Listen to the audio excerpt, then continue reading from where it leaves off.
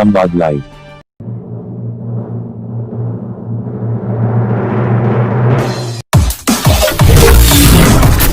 संवाद लाइव।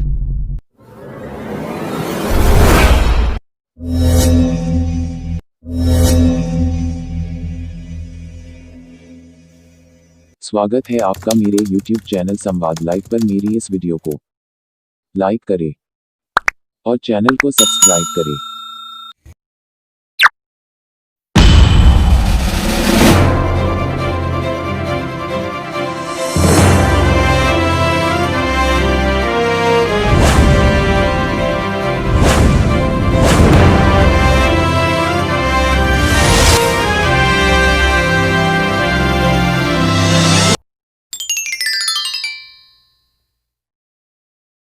आज हम लेके आए हैं उत्तराखंड एलटी का पेपर जो कि 2018 में हुआ था। और देखिए दोस्तों, जैसा कि आपको पता है कि उत्तराखंड में एलटी की जल्द ही यहाँ पे वैकेंसी आने वाली है, जिसमें जो एग्ज़ाम है वो बहुत जल्दी रहेगा। आपको इसके लिए समय नहीं मिलेगा, तो आपको अभी से इसकी तैयारी करनी चाहिए। तो देखिए दोस्तों, अगर आप किसी भी एग्ज़ाम की तैयारी कर रहे हैं तो सबसे पहले आपको एग्ज़ाम का पैटर्न पता होना चाहिए कि एग्ज़ाम में क्या क्या पूछा जाता है। और इसके लिए सबसे जो बेस्ट तरीका होता है वो होता है कि प्रीवियस ईयर का पेपर देखें। प्रीवियस ईयर के पेपर देखने से ये पता चल जाता है आपको कि कौन सा किस चैप्टर से कितने क्वेश्चन पूछे जा रहे हैं। जैसे अगर हम बात करें यहाँ पर, अगर हम हिंदी का यहाँ पे पेपर सॉल्व करवा रहे हैं तो इससे आपको काफ़ी हेल्प मिल जाएगी। आपको ये पता चल जाएगा कि वर्णमाला से कितने क्वेश्चन पूछे जा रहे हैं, हिंदी साहित्य से कितने क्वेश्चन पूछे जा रहे हैं, तो उस आधार पर आप अपने नंबर गेन कर सकते हैं। तो चलिए आज हम यहाँ पे शुरू करते हैं हिंदी का एलटी का पेपर जो कि 2018 में हुआ है।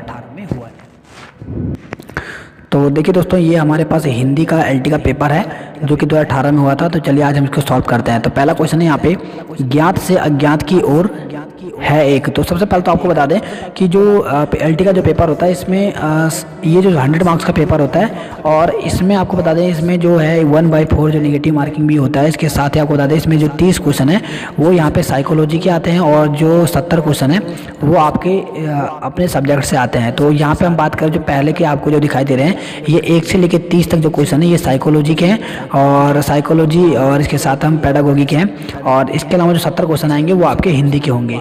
तो चलिए यहाँ पे आपको बताते हैं। तो आपको इसलिए बताना जरूरी था क्योंकि आपको लगे ना कि ये हिंदी का पेपर है किसका है, तो इसलिए आपको बताते हैं पहले 1 से लेकर के 30 तक जो क्वेश्चन है वो साइकोलॉजी और पेडागोगी के यहाँ पे क्वेश्चन है। तो चलिए आपको बताते हैं पहला क्वेश्चन यहाँ पे, ज्ञात से अज्ञात की और है एक। तो यहाँ पे देखा शिक्षण विधि, शिक्षण सूत्र या फिर शिक्षण तकनीकी या शिक्षण युक्ति।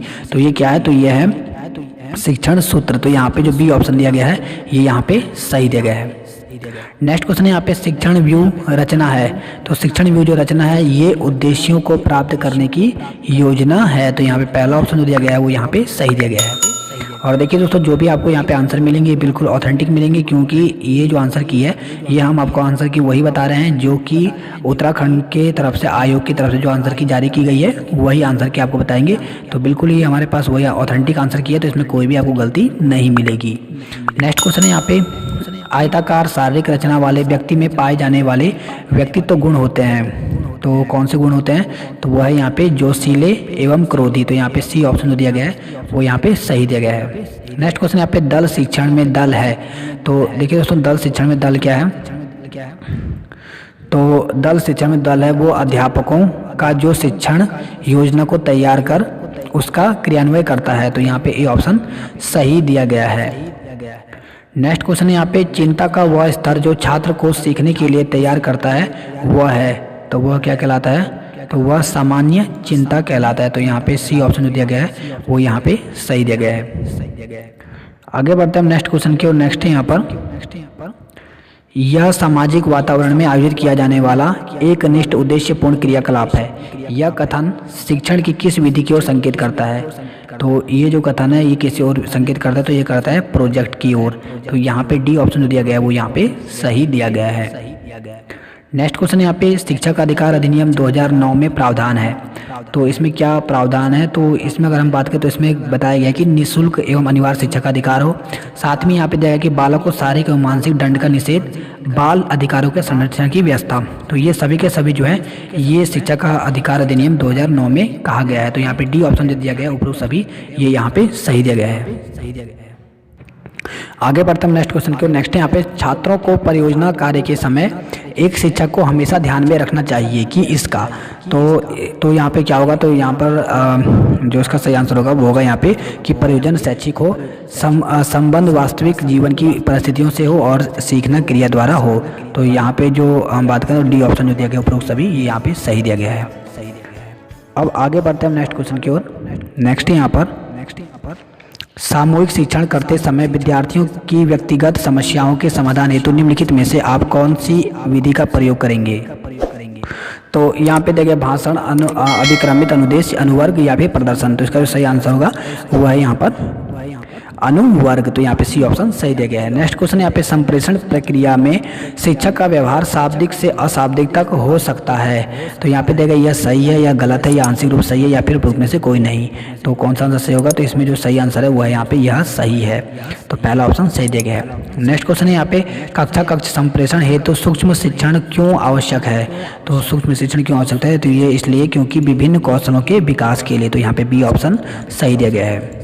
नेक्स्ट क्वेश्चन यहाँ पे अध्यापक होने के नाते यदि आप किसी विद्यार्थी की बुरी आदत को सुधारना चाहते हैं तो क्रियात्मक योजना बनाते समय आप अधिगम के किस सिद्धांत को ध्यान में रखेंगे।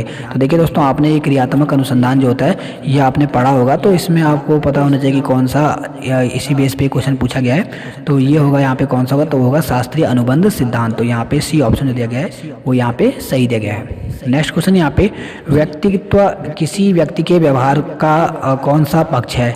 तो व्यक्तित्व जो होता है वो किसी व्यक्ति के व्यवहार का कौन सा पक्ष होता है, तो वो होता है यहाँ पे गैर संज्ञात्मक पक्ष। और देखिए दोस्तों, आप जब यहाँ पे क्वेश्चन कर रहे होंगे तो आपको पता लग गया होगा कि यहाँ की जो पेडागोगी या फिर जो साइकोलॉजी है वो किस प्रकार की है। तो आपको बता दें कि ये जो साइकोलॉजी और जो पेडागोगी है ये बिल्कुल अलग होती है। ये आपको बता दें कि ये जो सीटेट या फिर अगर आप टेट का जो एग्जाम देते हैं उससे ये हटकर होती है, क्योंकि सीटेट में आप यहाँ पे 1 से लेके 5 तक या फिर 6 से 8 तक के यहाँ पर साइकोलॉजी करते हैं, लेकिन यहाँ पे एक टीचर के रूप में आपसे यहाँ पे साइकोलॉजी पूछाता है कि अगर आप एक टीचर बनते हैं तो आप किस प्रकार से यहाँ पर बालकों के जो समस्या है उनका आप समाधान करेंगे, तो उस हिसाब से पूछाते हैं। तो इसलिए के लिए आपको बता दें कि इसके लिए इसका सिलेबस जो है वो बिल्कुल अलग है। तो आप इसके सिलेबस के आधार पर करें। अगर आप सोचते हैं कि हम टेट के या फिर सीटेट के पेडागोगी या फिर साइकोलॉजी से अगर हम कवर कर लें तो उससे नहीं हो पाएगा, क्योंकि वहाँ से क्वेश्चन नहीं पूछाते। आप खुद यहाँ पर इस पेपर को सॉल्व करके आप देख सकते हैं। अब हम आगे बढ़ते हैं नेक्स्ट क्वेश्चन की ओर। नेक्स्ट यहाँ पे विद्यार्थियों को कठिन शब्दों का अर्थ समझाने की व्यवहारिक विधि है। तो व्यवहारिक विधि कौन सी है, तो वह है उन शब्दों को वाक्यों में प्रयोग करके पढ़ाया। तो देखिए हिंदी वाले के लिए बहुत इंपॉर्टेंट होता है। आपको ये जब आपने टीचिंग की होगी तो आपको सिखाया भी गया होगा वहाँ पर कि जब विद्यार्थी को अगर कठिन शब्द जो है उनको अर्थ का समझने में अगर प्रॉब्लम हो रही है तो आप क्या करते हैं कि आप किसी उन वाक्यों का कुछ प्रयोग बताते हैं या फिर कुछ आप ऐसा एग्जाम्पल देते हैं जिनसे उसको समझाया जा सके। तो वही यहाँ पे दिया गया है। तो पहला ऑप्शन यहाँ पे सही दिया गया है। नेक्स्ट क्वेश्चन है यहाँ पर एक बालक काले कुत्ते, काली बिल्ली एवं काले कोट को देखकर डरने लग गया है, इस प्रकार के अनुबंध में निहित है। तो इस प्रकार का जो अनुबंध है वो कैसा है, तो वो कहलाता है उद्दीपन का सामान्यीकरण। उद्दीपन में यही होता है कि किस प्रकार से रिस्पॉन्स दिया जाता है, तो वो कहलाता है। तो यहाँ पे बी ऑप्शन जो दिया गया है वो यहाँ पे सही दिया गया है। नेक्स्ट क्वेश्चन यहाँ पे आनुवंशिक गुणों का वास्तविक संवाहक कौन सा है। तो आनुवंशिक गुणों यानी आप दे सकते हैं यहाँ पे दिया गया है the real carrier of heredity trails. तो कौन सा होता है, तो वो होता है जीन्स जो होता है वो आनुवंशिक गुणों का वास्तविक संवाहक कहलाता है। तो यहाँ पे सी ऑप्शन जो दिया गया है वो यहाँ पे सही दिया गया है। आगे बढ़ते हैं नेक्स्ट क्वेश्चन को। नेक्स्ट यहाँ पर निम्नलिखित में से एक शैक्षिक मापन की विधि नहीं है। तो नहीं पूछा गया तो कौन सी नहीं है, तो यहाँ पे अगर हम बात करें जो शैक्षिक मापन होता है उसका जो विधि होती है वो साक्षात्कार होता है, यानी इंटरव्यू लेना, प्रश्नावली करना, अवलोकन करना यानी ऑब्जर्वेशन करना। ये सभी तो एक शैक्षिक एक मापन विधि है, लेकिन जो मानक संदर्भित परीक्षण है ये इसकी विधि नहीं है। तो इसलिए यहाँ पे बी ऑप्शन सही दिया गया है। नेक्स्ट क्वेश्चन यहाँ पे वंशानुक्रम को समझने के लिए आपको आवश्यक रूप से समझना होगा। तो किसको समझना होगा, तो यहाँ पे देखिए समानता का नियम, भिन्नता का नियम, प्रतिगम का नियम या उपरोक्त सभी। तो इसका जो सही आंसर है वो है उपरोक्त सभी। इन सभी नियमों को आपको समझना होगा। नेक्स्ट क्वेश्चन यहाँ पे क्रियात्मक अनुसंधान में कौन सा पद सम्मिलित नहीं होता है। तो देखिए दोस्तों, अगर आपने यहाँ पर बीएड में ये 3rd सेम में क्रियात्मक अनुसंधान होता है, जो कि आपने देखा होगा हर किसी को दिया जाता है रिसर्च करने के लिए। एक्शन प्लान भी कहा जाता है, एक्शन रिसर्च भी कहते हैं इसको। तो इसको अगर आपने किया होगा तो आपको ये आसानी से क्वेश्चन आपको आ जाएगा। तो यहाँ पे अगर हम बात करें क्रियात्मक जो अनुसंधान, तो उसमें हम समस्या का चयन करते हैं, क्रियात्मक परिकल्पनाओं का निर्माण करते हैं और साथ में हम क्या करते हैं कि जो भी हमने समस्या ली उसको दूर करने की योजना बनाते हैं, लेकिन हम परिमाणों का सामान्यीकरण नहीं करते हैं। तो इसलिए यहाँ पे बी ऑप्शन सही दिया गया है। नेक्स्ट क्वेश्चन यहाँ पे, निम्नलिखित में से कौन सा तथ्य निर्देशन एवं परामर्श का अंग नहीं है? तो कौन सा नहीं पूछा गया है, तो वो है यहाँ पे संवेगों का विकास करना। तो यहाँ पे सी ऑप्शन सही दिया गया है। नेक्स्ट क्वेश्चन यहाँ पे, श्याम पट पर लिखते समय अक्षरों का आकार तय करने के लिए आप किस बात का विशेष ध्यान रखेंगे? तो वो है यहाँ पे श्याम पट तथा विद्यार्थी की मध्य की दूरी। तो ये बहुत इंपॉर्टेंट होता है। अगर आप किसी भी श्याम पट पर कुछ लिख रहे हैं तो आपको उसकी दूरी पता होना चाहिए कि श्याम पट और विद्यार्थी की दूरी कितनी है। अगर आप बहुत छोटा भी लिखते हैं तो ये भी यहाँ पर सही नहीं होता है। तो यहाँ पे ए ऑप्शन सही दिया गया है। नेक्स्ट क्वेश्चन यहाँ पे, संज्ञात्मक व्यवहारगत कौशलों के अंतर्गत विद्यार्थी को सैद्धांतिक कथनों के उपयोग को वास्तविक परिस्थितियों में समझने के सक्षम बनाना कहलाता है। तो ये क्या कहलाता है? तो ये कहलाता है अनुप्रयोग। तो यहाँ पे बी ऑप्शन सही दिया गया है। अब आगे बढ़ते हैं नेक्स्ट क्वेश्चन की ओर। नेक्स्ट यहाँ पे, निम्नलिखित में से किसी विद्यार्थी के आंतरिक मनोभावों के माप की सर्वोत्तम प्रविधि कौन सी है? तो वो कौन सी कहलाती है? तो वो है यहाँ पे प्रत्यारोपण विधि। तो यहाँ पे डी ऑप्शन सही है। नेक्स्ट क्वेश्चन यहाँ पे, शिक्षण अभियोग्यता से तात्पर्य है। तो शिक्षण अभियोग्यता से तात्पर्य क्या है यहाँ पर? तो वो है यहाँ पे शिक्षक के व्यवसाय की सभी वांछित योग्यताएं रखना। तो यहाँ पे सी ऑप्शन सही दिया गया है। अब आगे बढ़ते हैं नेक्स्ट क्वेश्चन की ओर। नेक्स्ट है यहाँ पे, आप अपने विद्यार्थियों के मुख्य तौर पर स्व अनुशासन किस प्रकार से विकसित करेंगे? तो आपको विद्यार्थियों में यहाँ पे अनुशासन विकसित करना है, तो किस प्रकार से करेंगे? तो वो है यहाँ पर कि आप उसको उत्तरदायित्व देकर, अगर आप किसी को कोई छात्र अगर आप उसको कोई काम या कोई जिम्मेदारी देते हैं तो उसमें खुद ही वहाँ पे श्वासन यहाँ पे अनुशासन यहाँ पर आ जाता है। नेक्स्ट क्वेश्चन यहाँ पे, एक शिक्षक अपनी शिक्षण अधिगम प्रक्रिया की योजना बनाते समय ध्यान में रखता है। तो किस चीज़ का ध्यान रखना चाहिए? तो निर्मित उद्देश्य का और साथ में मानव एवं भौतिक संसाधन का। तो इसलिए यहाँ पे जो सी ऑप्शन दिया गया है, ए और बी दोनों, ये यहाँ पे सही दिया गया है। नेक्स्ट क्वेश्चन यहाँ पे, निम्नलिखित में से कौन सा उद्दीपन परिवर्तन कौशल का तत्व नहीं है? तो कौन सा नहीं है? तो वह है यहाँ पे विन्यास प्रेरण। तो यहाँ पे ए ऑप्शन सही दिया गया है। नेक्स्ट क्वेश्चन यहाँ पे, बुद्धि परीक्षण का प्रयोग किया जाता है। तो बुद्धि परीक्षण का जो प्रयोग होता है वो यहाँ पे विद्यालय में छात्रों का समूह विभाजन करने में, निर्देशन के प्रयोजन हेतु, चयन करने के प्रयोजन हेतु, इन सभी में क्या था? तो यहाँ पे डी ऑप्शन सही दिया गया है। आगे बढ़ते हैं नेक्स्ट क्वेश्चन की ओर। नेक्स्ट यहाँ पे, अधिगम मापन करने के लिए क्या आवश्यक नहीं है? तो क्या आवश्यक नहीं है? तो वह यहाँ पे शिक्षण की युक्तियों का पता लगाना, ये जरूरी नहीं होता। और नेक्स्ट है यहाँ पे, अधिगम के बारे में पूरी जानकारी इंगित करने वाले को क्या कहते हैं? तो इसे क्या कहते हैं? तो इसे कहते हैं एस आकार वक्र। तो यहाँ पे डी ऑप्शन सही दिया गया है। तो देखिए दोस्तों, इस प्रकार से ये यहाँ पे 30 क्वेश्चन जो थे ये यहाँ पे पेडागोगी या साइकोलॉजी के हैं। अब यहाँ से आगे बढ़ते हैं हम हिंदी के क्वेश्चनों की ओर। तो देखिए यहाँ पे हिंदी का पहला क्वेश्चन है, निराला का बादल राग कविता कितने खंडों में प्रकाशित है? तो निराला का जो बादल राग है वो कितने खंडों में यहाँ पे प्रकाशित है? तो वह यहाँ पे 6 खंडों में। तो यहाँ पे डी ऑप्शन सही दिया गया है। नेक्स्ट क्वेश्चन यहाँ पे, बम्बई के पश्चिमी तट पर बसे हुए बरसोवा गांव के मछुआरों की जीवन कथा को उदय शंकर ने वर्णित किया है। तो देखिए दोस्तों, ये जो क्वेश्चन है ये होबरू यहाँ पे जो पूछा गया है, ये एनसीईआरटी के बुक से पूछा गया है। तो इसका जो सही आंसर है वो है यहाँ पे सागर, लहरें और मनुष्य। तो ये एनसीईआरटी की बुक से पूछा गया है, तो आप यहाँ पर देख सकते हैं। नेक्स्ट क्वेश्चन है यहाँ पर, गंगोदकम में कौन सी संधि है? तो गंगोदकम में कौन संधि है? तो ये है यहाँ पे गुण संधि। तो यहाँ पे डी ऑप्शन सही दिया गया है। नेक्स्ट क्वेश्चन यहाँ पे, जिस मूल शब्द से क्रिया बनती है उसे कहते हैं? तो जिस मूल शब्द से जो क्रिया बनती है उसे धातु कहा जाता है। तो यहाँ पे बी ऑप्शन सही दिया गया है। नेक्स्ट क्वेश्चन यहाँ पे, तुम चंदन हम पानी निबंध के लेखक कौन है? तो तुम चंदन हम पानी जो ये भी जो निबंध है ये किसमें? तो ये भी आपको एनसीईआरटी की बुक में मिल जाएगा और इसके जो लेखक हैं वो हैं विद्या निवास मिश्र। तो यहाँ पे ए ऑप्शन सही दिया गया है। नेक्स्ट क्वेश्चन यहाँ पे, मुक्ति बोध की कविता ब्रह्म राक्षस उसके किस काव्य संग्रह से में संकलित है? तो यहाँ पे दिया गया, तो ये किसकी है? ब्रह्म राक्षस। तो ये है जो ये जो है ये चांद का मुंह टेढ़ा है। तो यहाँ पे बी ऑप्शन सही दिया गया है। और देखिए दोस्तों, ये भी आपको एनसीईआरटी के बुक में मिल जाएगा। तो ज़्यादातर जो क्वेश्चन है वो एनसीईआरटी से पूछे गए हैं। नेक्स्ट यहाँ पे, वाक्य में प्रयुक्त होने वाले जिन शब्दों का रूप परिवर्तित नहीं होता उन्हें कहते हैं? तो उन्हें क्या कहते हैं? तो उन्हें कहते हैं यहाँ पर कृतवाच्य, तो यहाँ पे बी ऑप्शन सही दिया गया है। नेक्स्ट क्वेश्चन यहाँ पे भारतीय संविधान के निम्नलिखित अनुच्छेदों में राजभाषा का प्रावधान किसमें है? तो ये बहुत ही इंपॉर्टेंट क्वेश्चन और कॉमन क्वेश्चन भी है, ये हर एग्जाम पूछा जाता है। तो वो है आर्टिकल 343 से 351 तक जो है वो राजभाषा के बारे में बताया गया है।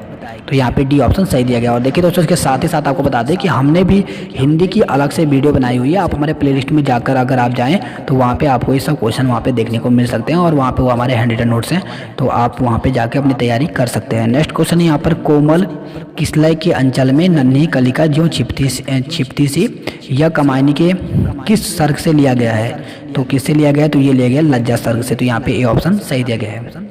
नेक्स्ट क्वेश्चन यहाँ पे पर्वत के ऊपर की समतल भूमि वाक्यांश के लिए शब्द है। तो पर्वत के ऊपर समतल भूमि के लिए क्या कहा जाता है? तो ये कहा जाता है आदित्य। तो यहाँ पे बी ऑप्शन सही दिया गया है। नेक्स्ट क्वेश्चन यहाँ पे चंद्रकांता उपन्यास के लेखक हैं। तो चंद्रकांता जो उपन्यास है इसके जो लेखक हैं वो हैं देवकी नंदन खत्री। तो यहाँ पे सी ऑप्शन जो दिया गया है वो यहाँ पे सही दिया गया है। नेक्स्ट क्वेश्चन यहाँ पे 19वीं सदी के भारतीय नव जागरण का जनक किसे कहा जाता है? तो ये किसे कहा जाता है? तो आपको बता दें, ये जो कहा जाता है वो कहा जाता है यहाँ पर राजा राम मोहन राय को। तो यहाँ पे डी ऑप्शन जो दिया गया वो यहाँ पे सही दिया गया है। नेक्स्ट यहाँ पे हिंदी साहित्य के किस युग को स्वर्ण युग कहा जाता है? तो स्वर्ण युग किसे कहा जाता है? तो यहाँ पे दिया गया है आदिकाल, रीतिकाल, भक्तिकाल। ये बहुत ही इंपॉर्टेंट क्वेश्चन है, ये रिपीट भी हो सकता है। तो वो कहा जाता है यहाँ पे भक्ति काल को। तो यहाँ पे बी ऑप्शन सही दिया गया है। नेक्स्ट क्वेश्चन यहाँ पे पथ के साथी संस्मरण है। तो ये किसका है पथ के साथी? तो ये जो है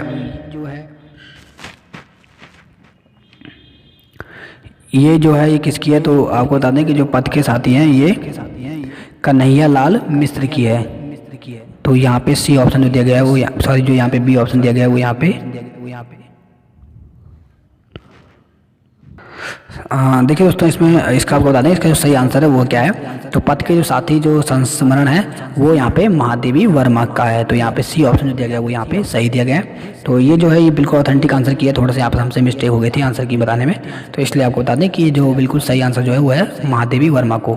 नेक्स्ट क्वेश्चन यहाँ पे जाता ब्राह्मण में कौन सा सूत्र प्रयुक्त हुआ है? तो कौन सा सूत्र प्रयुक्त हुआ है? तो वो है यहाँ पे प्रकृति आत्म उपसंख्यारम। तो यहाँ पे जो सी ऑप्शन दिया गया है वो यहाँ पे सही दिया गया है। नेक्स्ट क्वेश्चन यहाँ पे मधु कंकरिया द्वारा लिखित यात्रा वृत्तांत है। तो कौन सी वृत्तांत है? तो वो है यहाँ पे साना साना हाथ जोड़े। ये देखिए दोस्तों, ये बिल्कुल ये क्वेश्चन जो है आपको सब के सब आपको बता दें ये एनसीईआरटी के हैं। अगर आप एनसीईआरटी के चैप्टर खोल दे तो आपको ये सभी के सभी मिल जाएंगे यहाँ पर। नेक्स्ट क्वेश्चन यहाँ पे निम्नलिखित में से किसको मनोविश्लेषणवादी कहानी लेखक नहीं माना जाता? तो किसे नहीं माना जाता? तो वह है यहाँ पे जयशंकर प्रसाद को। नेक्स्ट क्वेश्चन है पे पल पल में कौन सा अलंकार है? तो पल पल में जो है वो कौन सा अलंकार है? तो वो है यहाँ पे बात करें तो पुनरुक्ति, क्योंकि एक ही शब्द जहाँ पे दो बार रिपीट होता है उसको पुनरुक्ति अलंकार कहा जाता है। तो यहाँ पे बी ऑप्शन सही दिया गया है। नेक्स्ट क्वेश्चन है पे जूझ उपन्यास किस शैली में लिखा गया है? तो जूझ जो कविता है ये भी आपको मिल जाएगी। ये आपको बता दें ये जो है ये 9th की 10th की बुक में है, ये एनसीईआरटी में, तो आपको ये मिल जाएगा जूझ। तो जूझ जो है वो कहाँ की है? तो वो है आत्मकथा जो है ये क्या है? तो ये एक प्रकार की आत्मकथा है। तो ये ऑप्शन सही दिया गया है। तो देखिए दोस्तों, आपको बता दें आप यहाँ से देख रहे होंगे कितने जो क्वेश्चन है एनसीईआरटी से पूछे जा रहे हैं। अगर आप मार्केट से कोई बुक लेते हैं और अपना टाइम वेस्ट करते तो मत कीजिए, अभी भी आपका टाइम है। एनसीईआरटी की बुक उठाइए और हिंदी के जो चैप्टर उनको कंप्लीट कीजिए, साथ में जितने भी चैप्टर उनके नाम और उनके जो रचयिता हैं उसमें क्या क्या दिया गया है उसके बारे में थोड़ा थोड़ा आप हल्के हल्के 2-2 लाइनों में नोट्स बना लीजिए। देखिए आप यहाँ पर से जो जूझ गया है उपन्यास ये भी आपको मिल जाएगा। तो ये सब के सब क्वेश्चन जो है वो एनसीईआरटी से पूछे जा रहे हैं। अगर आपको अच्छे नंबर लाने तो बिल्कुल आप एनसीईआरटी की बुक जरूर पढ़ लीजिए। नेक्स्ट क्वेश्चन यहाँ पे यह शब्द अन्वेषण का पर्यायवाची नहीं है। तो इसका जो सही आंसर है वो क्या होगा? तो वो है यहाँ पे सी यानी गवाच। तो यहाँ पे सी ऑप्शन सही दिया गया है। नेक्स्ट क्वेश्चन यहाँ पे कृत्रिम शब्द में कौन सा प्रत्यय है? तो कृत्रिम में अगर हम बात करें तो इसमें जो है वो है यहाँ पे तुमुन प्रत्यय है। नेक्स्ट क्वेश्चन यहाँ पे निर्मला उपन्यास में प्रेमचंद ने समाज की किस समस्या को उठाया है? तो जो निर्मला उपन्यास है ये भी जो है ये भी आपको एनसीईआरटी की बुक में मिल जाएगा, ये भी दिया गया है। तो इसमें किस समस्या को उठाया गया है? तो इसमें जो उठाया गया है वो उठाया गया है अनमेल विवाह को। नेक्स्ट यहाँ पे छंदम सूत्रम की रचना करने वाले आचार्य थे। तो कौन थे? तो वो थे आचार्य पिंगल, क्योंकि छंदम सूत्र का मतलब होता है कि छंद सूत्र का जो रचना की थी वो आचार्य पिंगल ने की थी। और इन्होंने जो छंद है छंद को पहले इन्होंने 4 भागों में डिवाइड किया था। ठीक है। और इसके अलावा भी छंद के जो हैं अलग अलग प्रकार के होते हैं, जैसे आपने देखा होगा रौद्र रस होता है, यहाँ पे हास्य रस होता है, इसके अलावा भयानक होता है, तो अलग अलग प्रकार के ये हैं। नेक्स्ट क्वेश्चन है यहाँ पर, निम्नलिखित में विद्या निवास मिश्र के निबंध संग्रहों में कौन सा निबंध संग्रह नहीं है? तो नहीं पूछा गया है, तो वो यहाँ पे कौन सा नहीं है, तो वो है चिंतामणि। तो यहाँ पे डी ऑप्शन सही दिया गया है। नेक्स्ट क्वेश्चन है यहाँ पर, हमारे आराध्य संस्करण है, तो हमारे आराध्य जो है वो किसकी है? तो वो है यहाँ पे बनारसी दास चतुर्वेदी की। नेक्स्ट है पे जहाज का पंछी उपन्यास, बहुत ही इंपॉर्टेंट और बहुत ही फेमस है, और एनसीईआरटी की बुक में इसके बारे में पूरा दिया गया है। तो ये किसकी है? तो ये है यहाँ पे इलाचंद जोशी की। तो देखिए दोस्तों, जो एनसीईआरटी की बुक में हमको बताते जा रहे हैं, बहुत ही इंपॉर्टेंट क्वेश्चन आपको सब मिलते जाएंगे। नेक्स्ट यहाँ पे गच्छेतम गम धातु का किस लकार के रूप है? तो ये किस प्रकार का रूप है? तो ये है विधि लिट लकार। नेक्स्ट क्वेश्चन यहाँ पे तद्वित प्रत्यय कहते हैं। तो तद्वित प्रत्यय किसे कहते हैं? तो वो कहते हैं संज्ञा सर्वनाम और विशेषण शब्दों से जुड़ने वाले को क्या कहते हैं? तद्वित प्रत्यय कहते हैं। नेक्स्ट यहाँ पे तुर्की अरबी हिंदवी भाषा जेतो आही, यह पंक्ति किस कवि की है? तो ये जो पंक्ति है वो यहाँ पे मोहम्मद जायसी की है। तो यहाँ पे ये ऑप्शन सही दिया गया है। नेक्स्ट क्वेश्चन यहाँ पे उदय शंकर भट्ट का नाटक क्रांतिकारी का प्रकाशन कब हुआ था? तो क्रांतिकारी का जो प्रकाशन हुआ था ये 1954 में हुआ। तो यहाँ पे सी ऑप्शन सही दिया गया है। नेक्स्ट है पे उम्दा शब्द का अर्थ है, तो उम्दा का मतलब क्या होता है? तो वो होता है अच्छा। तो बी ऑप्शन सही दिया गया है। नेक्स्ट यहाँ पे संघ की राजभाषा हिंदी होगी, यह भारतीय संविधान के किस अनुच्छेद में लिखा गया?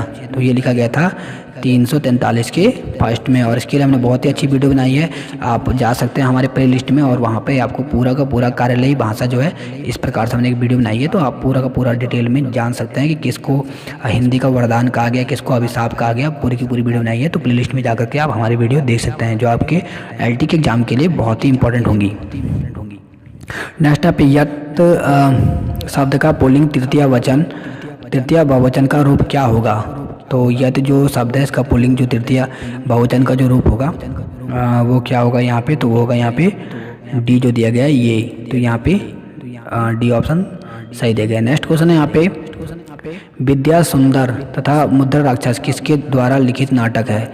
तो ये किसके द्वारा लिखित नाटक है? तो ये है मोहन राकेश के द्वारा। तो यहाँ पे सी ऑप्शन सही दिया गया है। नेक्स्ट क्वेश्चन है यहाँ पर, इस करुणा कलित हृदय में अब विमल रागिनी बजती, यह पंक्ति किस कृति की है? तो यह जो पंक्ति है वो है आंसू की। तो यहाँ पे डी ऑप्शन सही दिया गया। नेक्स्ट यहाँ पे दोपहर में कौन सा समास है? तो देखिए दोस्तों, जहाँ पर भी आपको दोपहर, चौराहा, तिराहा या फिर त्रिनेत्र इस प्रकार के दिखाए थे, तो जहाँ पे भी संख्यावाची पहला दिखाया जाता है वहाँ पे द्विगु समास होता है। तो यहाँ पे डी ऑप्शन सही दिया गया है। नेक्स्ट क्वेश्चन यहाँ पे धनपत राय को प्रेमचंद नाम किसके द्वारा दिया गया था? तो धनपत राय को प्रेमचंद नाम जो है वो किसने दिया था? तो वो दिया था दया नारायण निगम के द्वारा। तो यहाँ पे बी ऑप्शन सही दिया गया है। नेक्स्ट क्वेश्चन यहाँ पे निम्नलिखित में से भृत्य का शाब्दिक अर्थ क्या है? तो भृत्य का शाब्दिक अर्थ होता है सेवक। तो यहाँ पे ये ऑप्शन सही दिया गया है। नेक्स्ट यहाँ पे मोहनजोदड़ो का अर्थ है, तो मोहनजोदड़ो का अर्थ क्या होता है? तो वो होता है मृतकों का टीला। तो यहाँ पे सी ऑप्शन सही दिया गया है। नेक्स्ट क्वेश्चन यहाँ पे चौपाई छंद के प्रत्येक चरण में कितनी मात्राएं होती है? तो देखिए चौपाई में जो होता है वो 16 मात्राएं होती है प्रत्येक चरण में, इसको सममात्रिक छंद भी कहा जाता है। तो यहाँ पे डी ऑप्शन सही दिया गया है।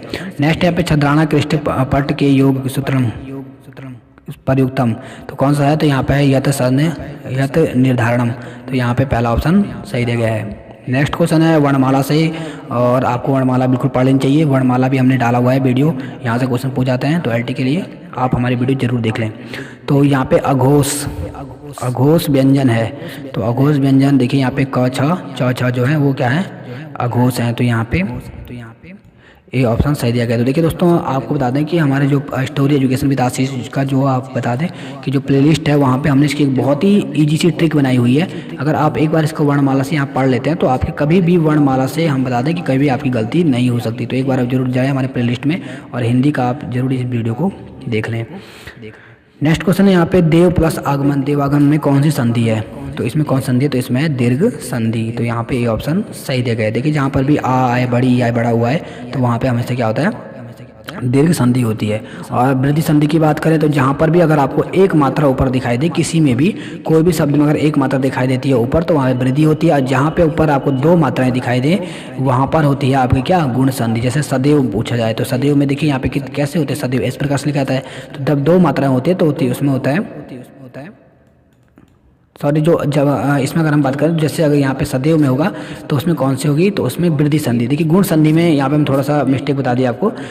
जो गुण संधि है उसमें एक मात्राएं होती हैं। जब मतलब अगर कोई भी शब्द अगर आपको एक मात्रा दिखाई दे जिसमें, तो उसमें गुण होता है, उसके बाद होती है वृद्धि, यानी एक मात्रा की और जब वृद्धि हो जाती है इसमें तो उसको बोलते हैं वृद्धि संधि। जैसे इसका सदैव की बात करें तो सदैव में अगर दो, जिसके ऊपर भी आपको दो मात्राएं दिखाई दें, आप आज इसके अलग अलग एग्जाम्पल उठाना और आप देखना, तो जहाँ पर भी आपको दो मात्राएं ऊपर दिखाई देंगी आप उसको तुरंत लगा दीजिए कि उसमें क्या है, उसमें वृद्धि संधि है। और जहाँ पर भी आपको आधे अक्षर दिखाई देते हैं और जो आधे अक्षर होते हैं वो या फिर र से जुड़े होते हैं, तो वहाँ पर क्या होता है, तो वहाँ पे यण संधि होती है। और जहाँ पर आपको कोई भी अक्षर ना दिखाई दे, बिल्कुल सिंपल सा एक शब्द दिखाई, जैसे कमल हो गया, यानी कोई भी ना आधा अक्षर है, ना कोई बड़ी मात्रा है, ना कुछ है, तो वहाँ पे होता है अयादी संधि। तो ये सब ट्रिक हैं, इनको देखने के लिए आप हमारी हिंदी की वीडियो जाइए, वहाँ पर देखिए, वहाँ पर हमने ये ट्रिक सब डाली हुई है। हम वहाँ पर दोनों चीज़ डालते हैं, एक टिप्पणी में भी और साथ में ट्रिक के माध्यम से भी। नेक्स्ट क्वेश्चन यहाँ पे क्रम लेख का पर्यायवाची शब्द है, तो इसका जो पर्यायवाची शब्द है वो क्या है, तो वो है यहाँ पे विडाल। तो यहाँ पे सी ऑप्शन सही दिया गया है। नेक्स्ट क्वेश्चन यहाँ पे किस कवि को लोक नायक कहा जाता है, तो किसको कहा जाता है, तो वो कहा जाता है यहाँ पे तुलसीदास को। तो यहाँ पे सी ऑप्शन सही दिया गया है। नेक्स्ट क्वेश्चन है यहाँ पर नेक्स्ट यहाँ पे क्षेमेश्वर कृत चंड कौशिक के आधार पर भारतेंदु हरिश्चंद्र ने कौन से नाटक की रचना की, तो कौन से नाटक की रचना की, तो वो है यहाँ पे सत्य हरिश्चंद्र। नेक्स्ट यहाँ पे भारवी का वास्तविक नाम क्या था, तो भारवी का जो वास्तविक नाम था वो था यहाँ पे दामोदर। नेक्स्ट यहाँ पे निम्नलिखित में से किसने अपने पुत्रों को 7 नगरों में सेवा पूजा का अधिकार देकर पुष्टि मार्गी बनाया, तो किसने बनाया था, तो वो बनाया था यहाँ पर निम्बकराचार्य ने। तो यहाँ पे सी ऑप्शन सही दिया गया है। नेक्स्ट क्वेश्चन है पे निम्नलिखित में से रीतिकाल के कवि हैं, तो रीतिकाल के कवि कौन से हैं, तो वो है यहाँ पर बिहारी एवं देव जो हैं वो रीतिकाल के कवि हैं। नेक्स्ट क्वेश्चन यहाँ पे सैयद हैदर रजा द्वारा लिखित आत्मा का ताप किस गद्य शैली का लेख है, तो ये किसका है, तो ये है आत्मकथात्मक का। तो यहाँ पे सी ऑप्शन सही दिया गया है। नेक्स्ट क्वेश्चन पे डायरी के पन्ने, ये सभी के सभी जो है, ये सब के सब क्वेश्चन जो है एनसीईआरटी से हैं। आप देखिए इनको और वहीं से करिए। अगर आप वास्तव में अगर एलटी की तैयारी करना चाहते हैं, क्रैक करना चाहते हैं, एनसीईआरटी की बुक देखिए, सब आपको मिल जाएंगे। इसीलिए हमने ये पेपर लेकर आए प्रीवियस ईयर का, कि ताकि आपको यहाँ पे हेल्प मिले। और अभी भी अगर आप ये सोचते हैं कि अगर हम एनसीईआरटी की बुक से नहीं पढ़ रहे हैं, अन्य बुकों का आप मार्केट से खरीद रहे हैं उपकार अरिहंत की, तो आप अपना टाइम वेस्ट कर रहे हैं। और इसके आगे आपको बता दें कि वो जो यहाँ पे एलटी की जो वास्तव में तैयारी करते हैं वो एनसीईआरटी की बुक से करते हैं। इसके 2-3 रीजन होते हैं। पहला चीज़ तो ये कि जो स्कूलों में गेस्ट टीचर के रूप में कार्य कर रहे थे, सरकार चाहती है कि पहले उनको लगाया जाए, यानी जो गेस्ट टीचरों ने जो हिंदी पढ़ाई हुई है उनको याद रहता है चैप्टर के बारे में, और उनको पता रहता है कि कौन से चैप्टर में किस चीज़ के बारे में पूछा गया है, तो वो इसको ज़्यादा से ज़्यादा अटैम्प्ट कर सकें। तो ये सरकार की यहाँ पे नीति होती है। इसलिए आपको बता रहे हैं हम कि एनसीईआरटी से ही क्वेश्चन बनते हैं, और ये सब आपके पास एग्जाम्पल है। ये 2018 का लेटेस्ट पेपर है, आप देख सकते हैं इसमें। नेक्स्ट क्वेश्चन है पे लिंग वचन कारक आदि के कारण रूप परिवर्तित होने वाले शब्द को कहते हैं, तो इसे क्या कहते हैं, तो इसे कहते हैं विकारी शब्द। तो यहाँ बी ऑप्शन सही दिया गया है। नेक्स्ट क्वेश्चन है पे निम्नलिखित में से दंत वर्ण नहीं है, तो दंत कौन सा नहीं है, तो वो है यहाँ पे पौ जो है वो दंते नहीं है। नेक्स्ट क्वेश्चन है यहाँ पर निम्नलिखित में से कौन सा शब्द संकर प्रकृति का है, तो संकर प्रकृति का कौन सा है, तो वह यहाँ पे बम वर्षा। तो यहाँ पे सी ऑप्शन सही दिया गया है। नेक्स्ट क्वेश्चन है यहाँ पे प्रतिमानटकम में कितने अंक हैं, तो इसमें कितने अंक हैं, तो वह है यहाँ पे 7 अंक। तो यहाँ पे डी ऑप्शन सही दिया गया है। नेक्स्ट क्वेश्चन यहाँ पे प्रेमचंद का जन्म स्थान, तो प्रेमचंद का जन्म स्थान कहाँ हुआ था, तो प्रेमचंद का जो जन्म स्थान था वो यहाँ पे कहाँ पे हुआ था, तो वो हुआ था लम्ही में। तो यहाँ बी ऑप्शन सही दिया गया है। तो देखिए जहाँ पर भी जो भी चैप्टर जो एनसीईआरटी में दिया रहता है उसके ऊपर वहाँ पे जीवनी भी दी जाती है। तो इससे आपको पता चल सकता है कि जो जीवनी है, जो इम्पोर्टेंट लेखक हैं, उनकी आप थोड़ा जीवनी भी देख लें कि जन्म कब हुआ था, कहाँ पर हुआ था। तो देखिए जैसे यहाँ पे जन्म स्थान भी पूछा गया है। नेक्स्ट क्वेश्चन यहाँ पे मधुघट ले जब करती नर्तन मेरे नुपुर के छम छन्नन में लय होता जग का कर्णन, यह किस कविता की पंक्ति है, तो ये किसकी, ये मधुबाला की। और ये भी एनसीईआरटी की बुक में ये मधुबाला जो चैप्टर है ये भी आपको मिल जाएगा। नेक्स्ट क्वेश्चन यहाँ पे संयन की एक रात कृति के रचनाकार हैं, तो इसके रचनाकार कौन है, तो वो है यहाँ पे नरेश मेहता। तो यहाँ पे सी ऑप्शन सही दिया गया है। नेक्स्ट क्वेश्चन यहाँ पे मैथिल कोकिल के नाम से प्रसिद्ध है, तो मैथिल कोकिल के नाम से कौन प्रसिद्ध है, तो वह है विद्यापति। तो यहाँ पे बी ऑप्शन सही दिया गया है। नेक्स्ट यहाँ पे पंत जी की पहली कविता का नाम है, तो पंत जी की जो पहली कविता था उसका नाम था गिरजे का घंटा। तो यहाँ पे डी ऑप्शन सही दिया गया है। नेक्स्ट यहाँ पे भुसुंडी शब्द का अर्थ है, तो भुसुंडी शब्द का अर्थ क्या होता है, तो वो होता है यहाँ पे बंदूक, तो यहाँ पे सी ऑप्शन सही दिया गया है। नेक्स्ट क्वेश्चन यहाँ पे जिन छंदों के मात्राओं की संख्या और क्रम आदि का नियत होता है उसे क्या कहते हैं, तो उसे क्या कहते हैं, तो उसे कहते हैं यहाँ पे मात्रिक छंद। ये ऑप्शन सही दिया गया है। नेक्स्ट यहाँ पे इतवारी पत्रिका का संपादक किया था, तो इतवारी पत्रिका जो है इसका संपादन जो किया था ओम थानवी ने किया था। नेक्स्ट यहाँ पे ना मुख है, ना मस्तक है, ना रूप है, ऐसे ब्रह्म को के कल्पनाकार हैं। ऐसे ब्रह्म के कल्पनाकार कौन है, तो वह है यहाँ पे कबीर दास। तो यहाँ पे सी ऑप्शन सही दिया गया। नेक्स्ट है पे राम की शक्ति पूजा कविता किस काव्य से संकलित है, तो ये है यहाँ पे अनामिका से। नेक्स्ट क्वेश्चन है यहाँ पे निम्नलिखित में से गीति नाट्य है, तो गीति नाट्य जो है वो है उत्तर प्रियदर्शी। तो यहाँ पे ये ऑप्शन सही दिया गया है। नेक्स्ट क्वेश्चन है यहाँ पे व्यंजन संधि को संस्कृत में भी कहते हैं, तो क्या कहते हैं, बहुत ही इंपॉर्टेंट क्वेश्चन है, तो ये कहते हैं हल संधि। और नेक्स्ट यहाँ पे द्विवेदी युग में कौन सा महाकाव्य लिखा गया, तो कौन सा लिखा गया, तो वो है यहाँ पे प्रिय प्रवास। तो यहाँ पे बी ऑप्शन सही दिया गया है। और नेक्स्ट यहाँ पे राजभाषा की दृष्टि से भारत के राज्य कितने वर्गों में विभक्त हैं, तो कितने वर्गों में विभक्त है, तो ये है यहाँ पे 7।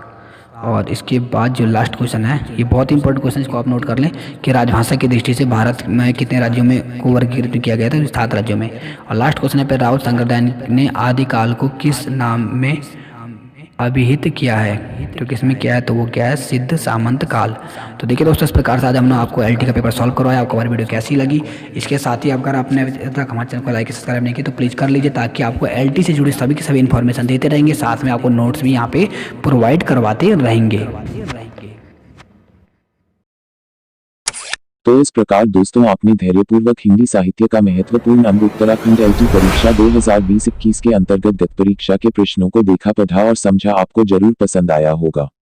हिंदी साहित्य के अन्य महत्वपूर्ण प्रश्नों को हम अपनी आगामी वीडियो में पढ़ेंगे और उनकी उदाहरण सहित व्याख्या भी करेंगे। आशा है ये भाग अभ्यर्थियों के लिए लाभप्रद सिद्ध होंगे। आगामी वीडियो देखने के लिए मेरे चैनल संवाद लाइव को सब्सक्राइब करें और वीडियो को लाइक करें। धन्यवाद। तो मिलते हैं अपनी अगली वीडियो में।